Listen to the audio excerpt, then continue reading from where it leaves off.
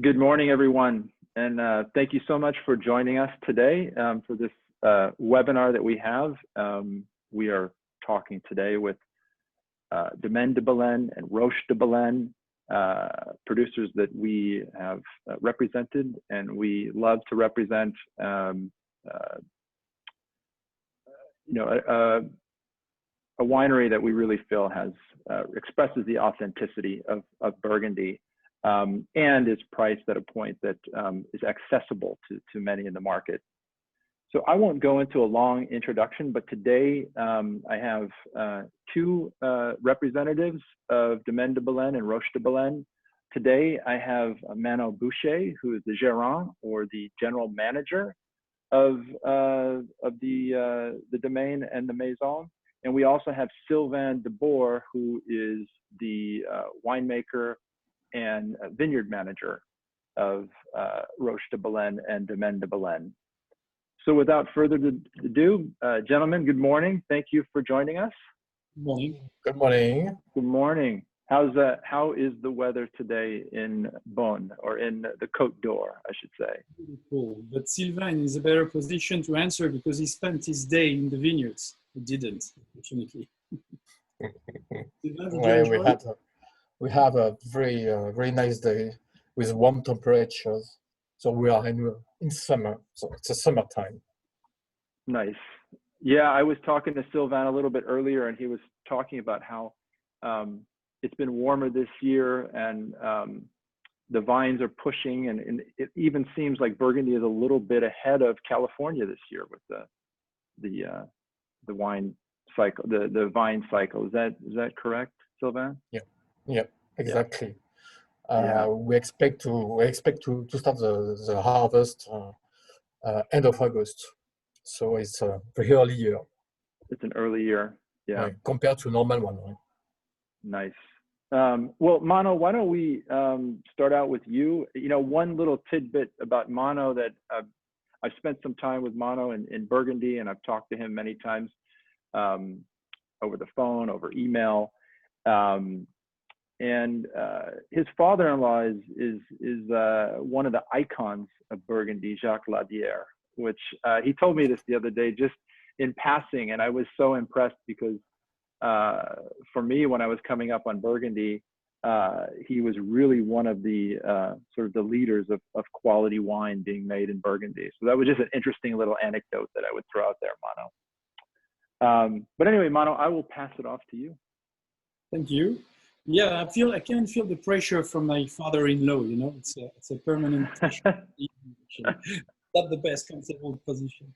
Anyway, so just to introduce you with Domaine de Bellene and Maison Roche de Bellene, it's very important to understand that Domaine de Bellene is a pretty new project within Nicolas Potel's wine project over the past 20-25 years. So Domaine de Bellene in its modern organization is only 10 years old, actually. So it really started from scratch.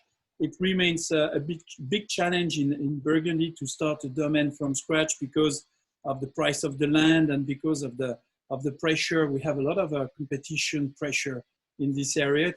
Burgundy is a small area. It's 10 times smaller than Bordeaux. It's only 30,000 hectares divided between 3,500 viticulturists. So you can see this specific environment. So Domaine de Bellene, when Nicolas Potel decided to put together this project as a family estate, he wanted to be very ambitious, and he's a very talented, gifted winemaker, so he can play on this ambition. And he really wants to build up an iconic estate within the village of Beaune. Beaune remains a very interesting appellation with a lot of Premier Cru, no Grand Cru, but a great appellation which deserve more recognition from the international wine consumers. So that's his ambition. Domaine de Bellene today, just for you to understand, it's 62 individual parcels across the coast from south to north, or north to south, from Nuit Saint-Georges, Vosne-Romanée down to Centenay through Beaune, Savigny-les-Beaunes or Merceau, for example. So 62 parcels which are managed by Sylvain and his team. It's a daily challenge because you got to deal with several climat and terroirs that you have to understand and that you have to manage a different way. So it's a fascinating part of our job, and that covers 22 appellations from Vaune-Romanée, Nuits Saint-Georges. You'll see the screen, the wall of appellations later on the presentation. Meursault, Savigny-les-Beaunes, Beaune Premier Cru. So it's a great patchwork and a good illustration of this Burgundy patchwork of several climat and terroir. We got 2/3 of Chardonnay, 2/3 of Pinot Noir, 1/3 of Chardonnay, and we deal from aligoté, basic wine, through Coteaux Bourguignon appellations, generic appellations, Bourgogne Blanc, Bourgogne Rouge, village appellation, and some Premier Cru as well. We don't carry any Grand Cru on the domain for the moment. Luckily, in the future, we'll be able to have access to those great appellations. The Grand Cru are more focused on Maison Roche de Bellene. Domaine de Bellene has a very interesting approach with a very sustainable management of the vineyard, a very organic vision of conducting the vineyards and doing things. Sylvain will explain later on, but we're very careful of the environment since the very early days at Domaine de Bellene. I think Nicolas is one of the most visionary winemakers and viticultures in Burgundy about sustainability, and it's the same thing. It's very important for us in Domaine de Bellene and Maison Roche de Bellene to take full conscientiousness of this situation. Domaine de Bellene remains, as I said, very young, but we are already well established thanks to you guys in the US. But we have very strong and solid markets in France, mainly focused in Paris, in top-end restaurants. In the UK, we export to Asia. Very loyal clients in Southeast Asia or in Japan. So it's a young project, but it remains a solid project, and we're very pleased to be able to offer this 2018 vintage that we will discuss later on with you guys. A very unique vintage because it's for us so far. It's a very interesting and quality vintage. Maison Roche de Bellene.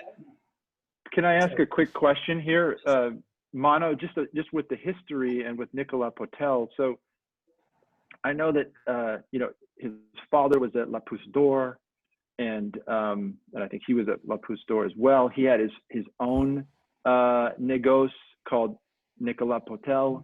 I actually bought some Les Beaumont that Nicolas Potel, which was an incredible wine at an incredible price back in the mid-2000s. I bought that. But can you talk a little bit maybe about that, and then him transitioning into Domaine de Bellene and Roche de Bellene? That's a very good question. So Nico had his father, when Nico was young, his father sent him overseas in Australia and California for his training. And when Nico got back in the early 90s, when I met him, actually, I was at that time student in Paris, and Nicolas was my wine supplier. That's how I first met Nico. And he was, so he got back. That's true. And he got back, and he wanted to work with his father at Domaine de la Pousse d'Or. And he had already this vision with this new, between brackets, new model in Burgundy, which was to combine the domain on one side and then the négoce on the other side, to be able to offer the larger spectrum possible of appellations. So that's how Nico started in the mid-90s with his own négoce called Nicolas Potel. But unfortunately, when his father died, the family decided to sell the domain to some investors, and Nico had no choice but to leave Volnay, where the domain was established. And luckily enough, he had already his business running, Nicolas Potel, Maison Nicolas Potel, and he decided to move to Nuits Saint-Georges for two major reasons. The first of all, he wanted, I think, to remain away from Volnay because it was heartbreaking for him, this situation. And also because at this time, Nicolas was working a lot on great appellations from Côte de Nuit. So in terms of situation, it was like a logic move to establish himself in Nuits Saint-Georges to get closer to Gevrey-Chambertin, Chambol-Musigny, Vaune-Romanée, and to get closer to those wine growers, winemakers, domain estates that he's been working with for 20 years now. So Maison Nicolas Potel was a great success. In 2003, he decided to sell out the business to a major négociant in Nuit-Saint-Georges, which doesn't exist anymore, called Labour et Roy, because I think Nico was growing too fast and he had the pressure from cash flow. You know, that's a bit of a challenge for Domaine de Bellene and Maison Roche de Bellene, is to make them also sustainable on the financial side. Nico doesn't need me for viticulture, winemaking, or even to trade the wines. He needs me for everything in the middle. That was pretty much how we started to work together, to partner together. So 2003, and then he worked for those guys for another 5 years to stabilize the business. And 2006, he had his first thought about establishing his family estate, you know, as like a kind of an heritage from his family experience with Domaine de la Pousse d'Or. So he started to acquire batches of vines, mainly on Côte de Beaune, Bourgogne, from Maison Dieu area, north of Pomar, not far from the village. That's how we started. And in 2008, he decided to move away from Maison Nicolas Potel and to restart a new négociant business, Maison Roche de Bellene, alongside with the project to establish this family estate, Domaine de Bellene. And again, to work on those two legs or two lumps, to be able to breathe with the vintage, with the crops, with the markets, with the consumers, and to be able to offer the larger spectrum possible of appellations from Burgundy, because Burgundy is made of a lot of different appellations. As a good illustration, Beaune has 46 Beaune Premier Cru, just to give you an example. And Nico is a very generous guy, and he wants to be as generous as possible with his wines and his clients, to be able to offer them a maximum unique experience from those clima. That's the background. That's how we ended up in Bellene in 2008, restarting. Nice. And then I just wanted to remind the audience as well, there's a Q&A button there in the Zoom. So if you have any questions, we will try to get to them, but please give us your questions there. And, you know, Mano, I'll tell you one real interesting fact, and then I'll let you move on. But I was in Burgundy. I lived there from 2007 to 2008, and I visited those the Bellene cellars in 2008. So it must have been just when. Yeah, it was, and it was incredible because I think those cellars they're quite old, right? They're not. They've been around for a while. Persian cellars from the. Yeah, correct me if I'm wrong. I think from the 16th century. 14th century. 14th century. Yeah, absolutely beautiful, and they're like in walking distance to downtown Bonn. It's an incredible. Cellars were built by the mosque of Citeaux. It's a sort of old fridge at that time to keep some meat, some cereals, and some wine as well, of course. Yeah. You know, Eric, at the Abbey in Clos Vougeot, they couldn't have underneath cellars because the mother rock is very close to the dirt, you know, to the surface. So they had to organize their logistic and wine storage and maturation in several other areas, and those cellars were part of this little network where they were storage their wines and mature their wines. So when Nico first visited the place, he didn't expect to find those cellars.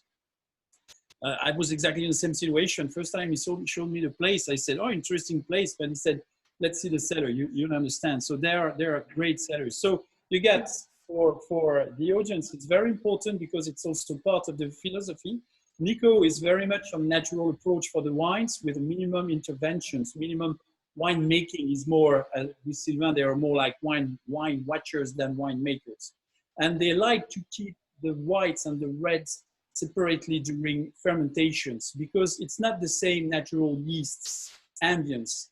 And this place has two individual cellars. So that's why it was also matching Nico's expectations. So it's there are several reasons why I decided to move into this place. So Eric, when you first visited in 2007 or 2008, that was at the very early days. And I think they were starting the refurbishing of the place. Probably, you know, I just went into the cellar and I went on a tour with some other people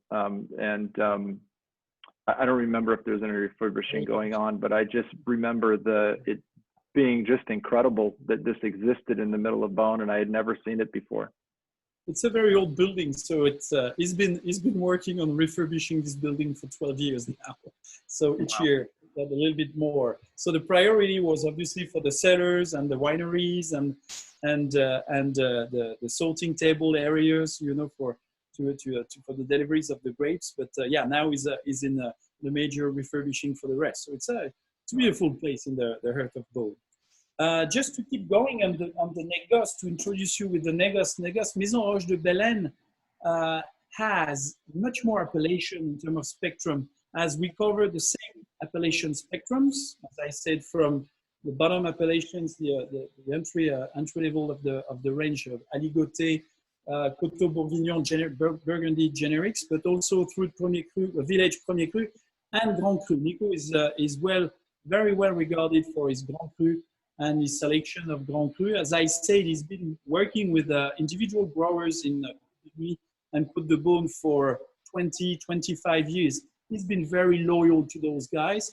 It's very important because you can build up a long-term relationship, and you can interact in the viticulture, in the vineyard management, but also for some winemaking techniques. And it's also very important when you get the situation in Burgundy, when you see a rarefaction of grapes and from key appellations, and when you see prices going through the roof for some other appellations. So it's very important to have this long-term established relationship to be able to maintain a good balance between the pressure of the context and the reality of our winemaking and the market.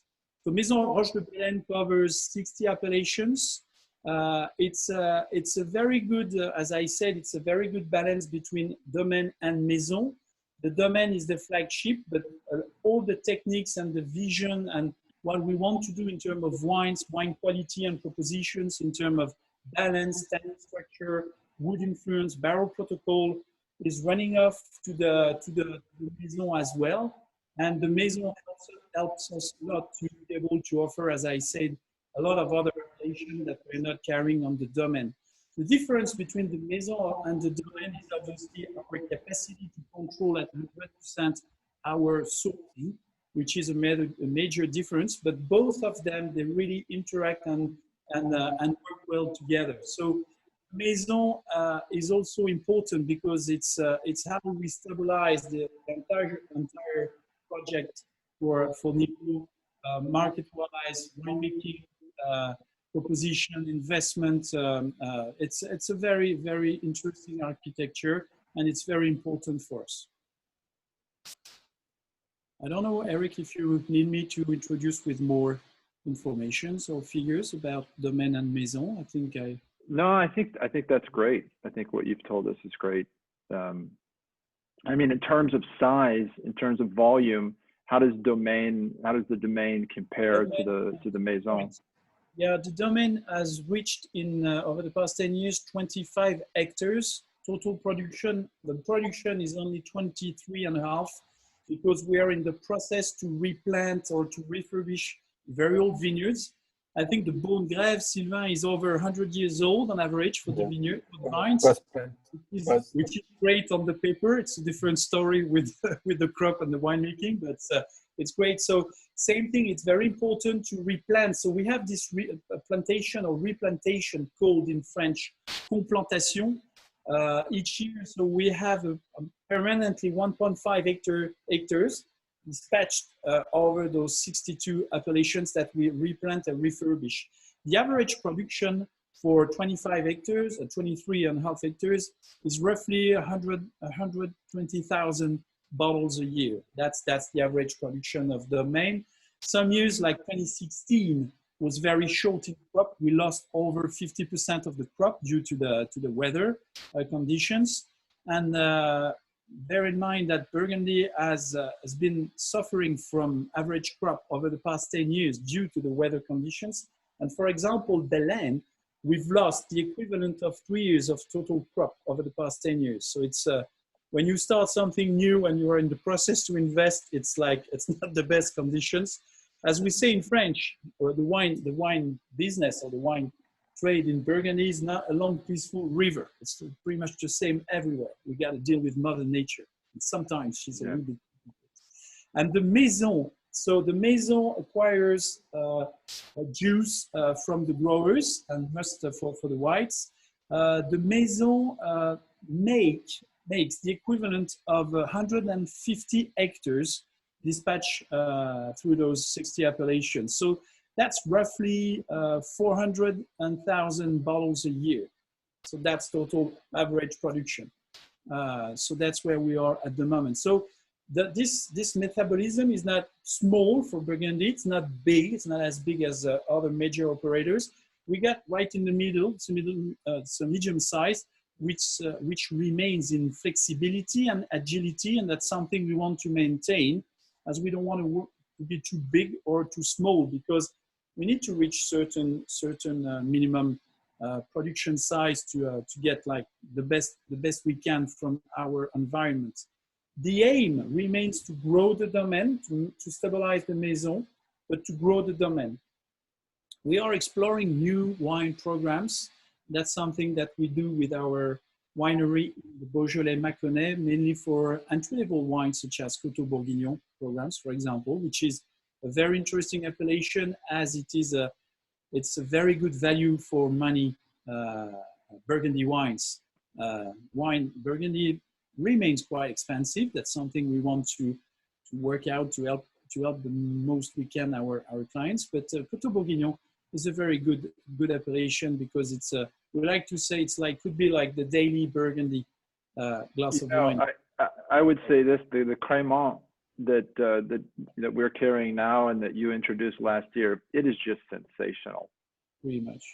So that's where we are in terms of size. It's a small team. It's 20 staffs total, on both sides, and we have like a very large team to look after the vineyards. Nico and Sylvain are very focused on the vineyards, because without great vineyard management, you cannot have like good grapes, and it makes the difference.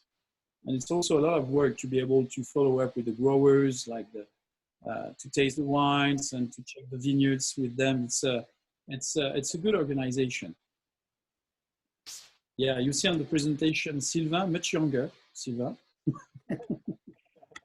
Exactly, with our glasses. Sylvain is part of the team because he's been partner with us since the beginning, and with Nicolas for 20 years, I think, or maybe over 20 years. And Stéphane is based in Beaujolais Mâconnais, so he's very much in charge of those programs. He's from a wine family, and a very very nice guy and a great winemaker. I agree.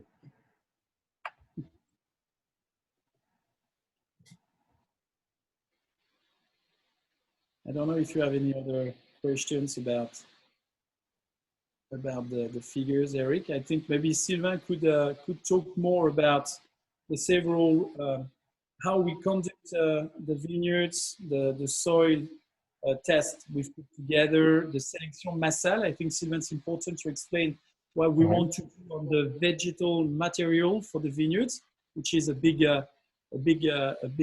part of the project in Burgundy, and also what we do in terms of organic programs and the winemaking. Sylvain will certainly let you know that we have a very specific technique to make red wines at the winery, as we work in the dark, but he will let you know later on. Sylvain, if you want to talk a little bit about vineyard management, sélection massale, soil test, horse plowing that we conducted for 7 years, but we stopped last year. Please. Thank you. So we are farming all the vines organically.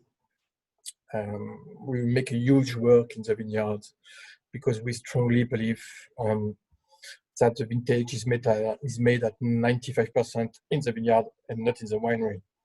The aim is to have some very healthy grapes at harvest time. So for that, we don't use chemicals, just organic products. What we do generally, it's a huge work of debudding to make some canopy very very, I would say, very large, with hair inside. And we start. Thank you. We start to make, in order to keep the quality in our vineyards. We start to make a master selection. So we started in 2008 in the Parcelle Les Grèves. We spoke about this plant earlier. This vineyard was planted in 1904. So you can imagine that the vineyard was planted just after the phylloxeric crisis. And all the Pinot Noir is grafted on a rupestris, which is a very old rootstock that now we don't use anymore.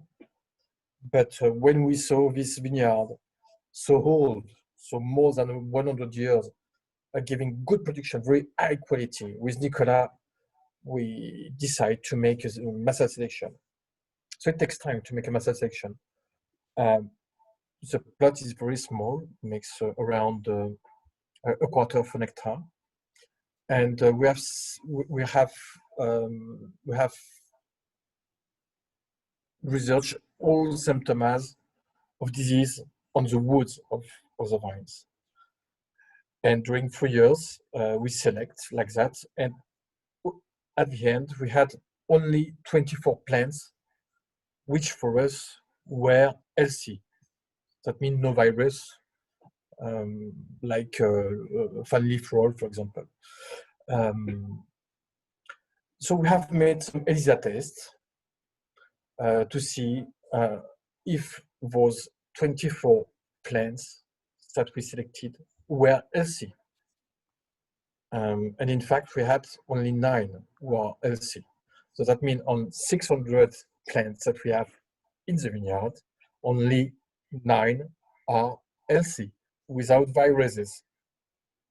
But when you see the vineyard, that's crazy, because the vines look healthy already. They give a very good crop, not a huge amount, but very good in quality. They are always healthy. I have no problem of disease pressure in this vineyard. So what we have done, we collect the woods of the healthy plants, and we give it to a pépiniériste. How do you say pépiniériste? What is a pépiniériste? It's a guy who's worried to make the multiplication of the woods and the grafting, with the rootstock. Yep. So, sorry, Mano, you said? Nursery. Okay, nursery. Okay. So now we have a little bit less of 100 plants issued from these 9 plants. And we follow them each year. We watch how they grow. We watch how the grapes are at the maturity time. So that means that we will look at the sugar, the acidity, the pH, and so on, and see if the selection is good. The next step will be to multiplicate now in a big amount, to replant them for the Domaine de Bellene only.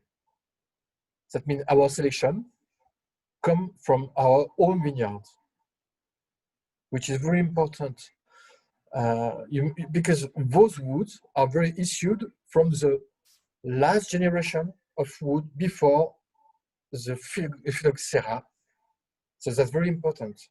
Now, all the plants that you buy to nurseries who are graft, they were already multiplied.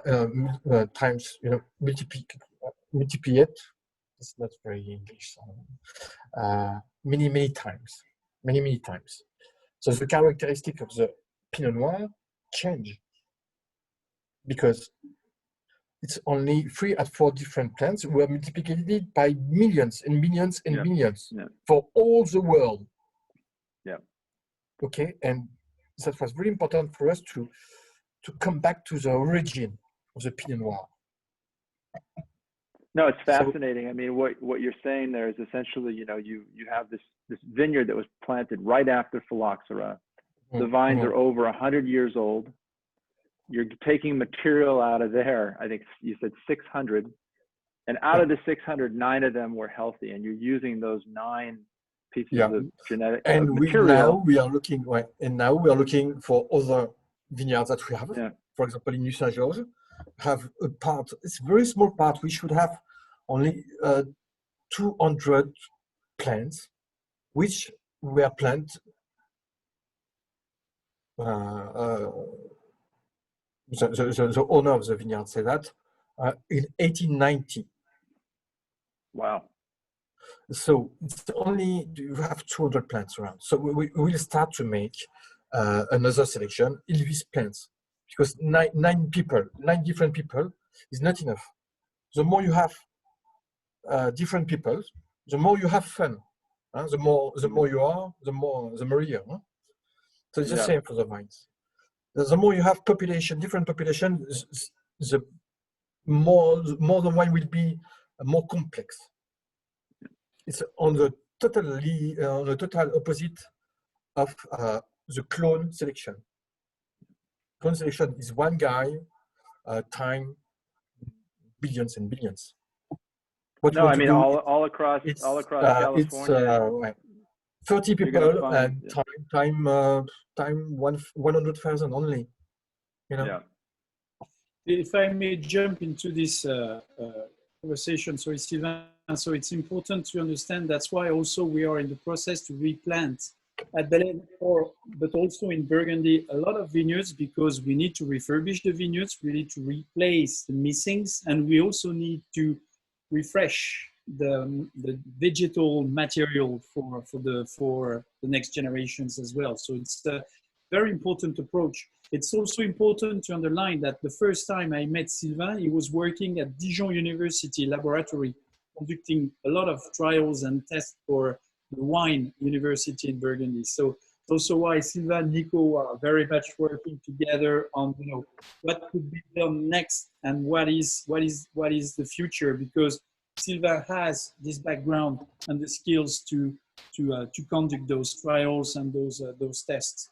And Sylvain, we did the same with you know, as the domain is pretty young and we added a lot of new vineyards on the domain, we also did a lot of work on the soil to be able to, you know, to dig holes, to check where the roots are going, and if where was the mother rock, and, you know, the underlayers of sediments and everything, for a better knowledge of each patch of each parcels, or better knowledge of them, and also better management, more focused management for some reasons. Some vines didn't have some deep roots. So Sylvain, if you can explain that approach, because I think it's very important. It shows also what we've been doing with Domaine de Bellene. When we started in 2007, all the vines were conducted chemically. Even for the soil, they used herbicides to remove herbs. Instead of plugging the soil, like you can see on the left, the picture on the left. So what we wanted is to have a sort of photography of the soil. What is the bacteria activity in the soil? Where are the roots placed in the soil? The structure of the soil, if it's a hydromorphic soil or the opposite. So we have done some pits, and that was very interesting because, first of all, we've seen that the soil were not compact because they use herbicide. First of all, that means that they were using a tractor, but they don't go very often into the vineyard. Secondly, what was more interesting was the roots. The roots are deep in the soil. They are not on the surface, which is very interesting too, but because we have a very some old vines at the domain. So before the herbicide, they were plugging the soil. you know, and the herbicides, they start to use it in the 60s and the 50s. So before they were plugging the soil. So like for that, we were quite confident to start to plug the soil.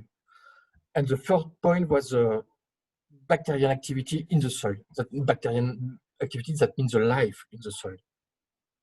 You can give some food to the soil. If you have no bacteria, the vines won't be able to absorb all the elements. So we have done the analysis, and we have seen that lots of the soil of the domain were dead. That means no bacteria inside. So what we have done the first year is to put some shit of cow. You know what I mean? No, really? And yeah, we call it manure. Full of bacteria. Yeah. And we plug the soil to mix it. Okay, and then the life start again, and the soil now is more aerated, more supple, and we use the hose draineurs in selected areas. And we stopped last year the hose because that's very good to work with a hose, but a hose is an animal, and there is no gratification for an animal. You know what I mean? He works, but there is no pleasure for the horse to work like crazy, you know. So we decide to stop that because perhaps you can explain, Manu, that we prefer a horse in a land, okay, to make some. Mano, your mic is. We don't hear you. You're muted, Mano. As we were exploring. Mano, can I jump in just really quick with a question? Right. So this is from Suzanne Chambers, and she's by the way, she said good morning to both of you, Manoël and Sylvain. Thank you. Great to have you here today with us. And this is a little bit off the topic of the horse and the plowing, but I just wanted to throw this in. And she was just asking, I think, Mano, you talked about this a little bit earlier, but is the goal to focus on the domaine, the estate wines, or to continue to purchase fruit and expand south? It goes all together. So the domain is for us the flagship, and that's where Nico and Sylvain, they find like the best accomplishments. But the domain needs the négoce to be able to develop, and the négoce needs the domain to be able to fill itself from the domain techniques and exploration. So it's like a metabolism. They live together, you know, they develop, they interact together. So it's the domain remains the flagship, but the négoce will keep working and operate also because of the situation, as the négoce has the capacity to offer a larger spectrum of appellations, including the Grand Cru or some Premier Cru of Burgundy and Côte de Bellene, and also because the négoce is also able to provide enough wines in the right value for money for some by the glass or for some specific segment of the market. So it's not one or the other; they just go together, which is very much the new model we found in Burgundy. Domaine de Bellene is not an exception. There are a lot of other domain négoce working together, interacting together. Great Maison, the great family of Burgundy, like Jadot and Bouchard or Latour. I mean, like, they are the biggest estates in the areas. We got to keep that in mind. And that's why we're inspired by those guys. So now they have a different size, it's a different approach, they suddenly have different ambitions, but it remains a good organization. Just to give you a figure, when I started to work within the wine trade in 2005, there were in Burgundy over 200 négociants, Maison. Nowadays, it's 1,600, which illustrates, shows you that it's a good way to be able to develop, to interact and to maintain a good balance between price, markets, demand, segment, categories. So they go together, I would say. They're really good. Let me, thank you, Mano. Let me throw out another question. This is from Kirk Wiley. And he had said maybe Sylvain could talk a little bit about what you're doing to improve the viticulture in the domain parcels. And I think that you did address this a little bit. You talked about, this old material from these vineyards that were planted just after phylloxera, and using that to do a selection massale and create your own set of vine material to replant with. And then you were also talking about, bringing the soils back to life, right? These soils where herbicides were used and tractors were run, and so it was compacted and the soil was dead. And now you're plowing them and you're putting, manure and other things back in to bring the bacteria of the soil back to life. Anyway, Kirk wanted you to talk a little bit about viticulture. Sorry, go ahead, Mano. No, I was just illustrating your words about the viticulture biodiversity within our vineyards. So we did have a walk, Eric, you and I, a year ago. But biodiversity in the vineyards is very important for us because it shows if the patch is healthy or not, if it's not healthy. And being able to have an organic vision of viticulture helps a lot for biodiversity. So they pay a lot of attention on what you can see, biodiversity you can see, but also on what you cannot see with the bacteria. And for example, each time we acquired a new vineyards with our investors, we did check the soils with the Bourguignon family, the mother, the father, and the son. And those guys have a very ethical, organic, sustainable approach of soils. And those guys, they come over, they take the dirt, they dig holes, they look inside, they see what, they do those carrot things to check the layers and the stratification of the soil and the undersoil, and they provide you with a report to let you know if it's a good area or if it's the wrong area. And we had some vineyards that we wanted to acquire that eventually we didn't acquire because the soils were sterile. There was nothing, and they said this is not a good place. Too high acidity, not enough biodiversity, not enough organic activity, and stay away from those patches and vineyards. And it was obvious because afterwards, when you talk to the growers or to the seller and say, why did you want to sell this parcel? You just have to admit that actually they were struggling with the vineyards and the quality of the vines and the average metabolism of this specific situation. So yeah, viticulture management is very, very important. Very important. Well, sorry, go ahead. Please. No, please. I was just going to say, we have about 15 minutes left. So I was wondering if we could maybe talk a little bit about, finish up the viticulture, talk a little bit about the cellar, maybe talk about a wine that you kind of think is maybe sort of a flagship, and then touch a little bit on the 18 vintage. Okay. So maybe we could, if we could, yeah. So we could jump into the conversation to talk about harvest and winemaking techniques with a short, and please, Sylvain, not too complicated explanation about resvératrol. Of course, I would be light.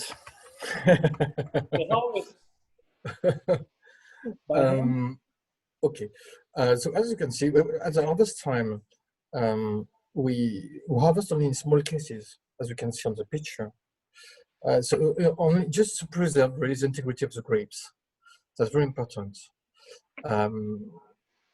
So we go on the sorting table, to remove all. We do two types of selection on the sorting table. When we destem, we do two types of selection. First, it's negative selection. So we remove all the grapes that we don't want. And there is another, which is a positive selection, so that we keep the grapes in integrity, put it back to the cases, and put it directly into the tank in a wood bunches. Okay. Generally, it's Miron. because those mirons are small berries and with a high concentration of sugar.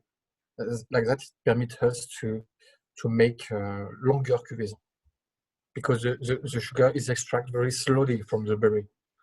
Okay. And another point is that at vinification time, we make the vinification in the dark. So no light, no direct light. It's in order to preserve a type of polyphenol, which is named resvératrol. I'm looking at Manoël. Manoël, I will be very polite. Okay, so resvératrol is a molecule produced by the vines after a disease pressure, for example, or an abiotic stress. And the particularity of this molecule is that you will find it into the wine, and there is property on human health, which is quite interesting. It preserves you. It's a very high antioxidant, and it could preserve you from heart disease. Yeah. For example, there are many different studies on other diseases like cancer, like on Alzheimer as well, and apparently resveratrol could have a role on this type of disease. So we truly believe that doing vinification in the dark will preserve the resveratrol into the wine. Many studies shown that resveratrol is light sensitive. So we do the vinification in the dark. And at the end, we have 30% at 40% more of resveratrol into the wine than a classic wine. And moreover, we strongly believe that other molecules are sensitive to light, like color, aromas, and other antioxidant molecules, like tannins, for example. And in 2017, we have done a study. We compare vinification at the domain in the dark and in one other in the light, in a classic condition. And the results were very surprising. We had around 25% more of antioxidant molecules into the wine vinificated in the dark than a classic one. So since this date, we decide to decrease the amount of sulfites at vinification time. So we put 30% less than we did by the past, because we have a better amount of antioxidant already in the juice. There is no way to add too much sulfites to protect the wine from oxidation. Wow. That's clear for you? That was clear, Manu? Resveratrol is an antibody, very strong antibody for the grapes to defend themselves from mushrooms strikes, and being able to maintain the level of natural trans resveratrol after fermentation, digestion. It is in its stable in the stable molecule. It's a great achievement because it's also it forces us to be to have a very gentle approach on the winemaking and to work in very strong conscientiousness. So that's very important, and it's also very much online with as I said before, Nicolas and Sylvain. They're very much in this vein of wine watchers. You know, Pinot Noir has to remain on fine lees because it goes on reduction. It has this natural propension. So when you let them go on natural reduction, it ends up to stabilize, and you don't have to rack too much, or even you don't have to rack at all. Just one racking before mass resting in tanks before bottling, and it really helps the wines to prepare itself and to protect the hurt of the structure. So it's very important. Sylvain and Nico has been working a lot for the past 10 years on the barrel protocol. So we use only French wood, But what we've been using more and more is those 600 demi-muit barrels. They're interesting vessels because they have a very interesting thermic inertia, and also because of the surface lees, the lees area, there is a better exchange. So on the red, as I said, there is a good exchange on the lees, and you don't have to rack. It's very stable. But for the whites, it's the same. We don't like to use stirring or to work out too much the whites. But being able to get this bigger surface lees area helps a lot for the protein exchange, and it gives a very gentle wood approach and a very balanced wood approach. And it's very much in line with our expectations in terms of proposition. Nico is very, very attentive to terroir expression, vintage expression, and to make sure that when he makes his vinification, he releases the codes, the information registered in the berries, Chardonnay or Pinot Noir, Côte de Beaune, Village, and generic. What is important for him is to be able to decode this information for us as drinkers to read it through the wine, and to be able to, if we get a good knowledge of this area, to say, okay, this is from Côte de Nuit, this is Chambol, or this is from New Saint-Georges, you know, being able to explore in the best conditions possible this patchwork of expressions, structures, and aromatic spectrum. Stop me. Mano, let me Okay. let me ask you a question here. So let's pick a wine that we think would sort of be, pick a wine from the Domaine that you think is maybe one of the flagship or one of the wines that represents the Domaine the most. What wine would that be? Sylvain? What? I would say the Grève, the Premier Cru des Grèves for me. Okay. Because we made, let's, you know, the whole parcel. We made the parcel selection. I mean, this is for me the primary, the premium parcel of the region of the Domaine. So if I could ask Sylvain, so let's talk a little bit about the 2018 vintage. I know that, you know, January was very warm and then it cooled off, but basically there were a lot of rains early in the year, and then, you know, the summer, you had a lot more sunshine, you had a lot of heat. It was a very, the fruit was very clean, it was very healthy, not a lot of sorting. So maybe you could talk a little bit about 2018 in the context of the Grève, right? So how, and then really talk about what, how does Grève express itself ultimately in the glass? So maybe you could talk us through 2018 Grève a little bit. Okay, so the Bonne Grève 2018 is so feminine, you know, so delicate, with some very thin tannins, very concentrated in aromas, very fruity, red fruit, sort of jam, you know, very long finish. It's very well balanced. This vintage is so easy. I mean, it's pure pleasure. You know, the tannins are so thin, so sweet, and with a long finish, and you will be able to drink it in 1-2 years, and you will be able to keep it 20 years. The quality is so exceptional for me that you can have only pleasure with this wine. It's a small, especially for the Grève, because Grève is a small yields. You know, we make only two barrels and a half in 18, so that's nothing. That's peanuts, huh? Wow! But it's so wonderful, really. A pure pleasure. For me, it's pleasure. 18 is pleasure. How does 18 compare to 17?